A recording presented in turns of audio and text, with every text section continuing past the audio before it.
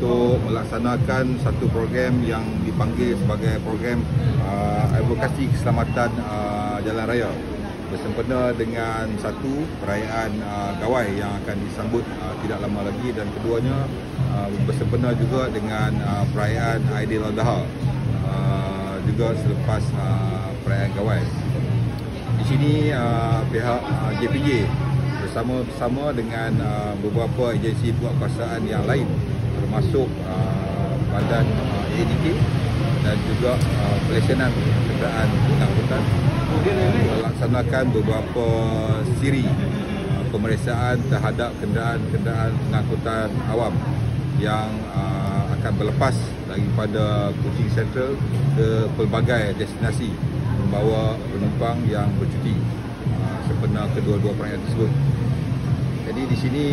pihak JPJ bersama-sama dengan agensi penguatkuasaan yang lain berusaha untuk memastikan keselamatan penumpang dan juga keselamatan pengguna jalan raya yang lain.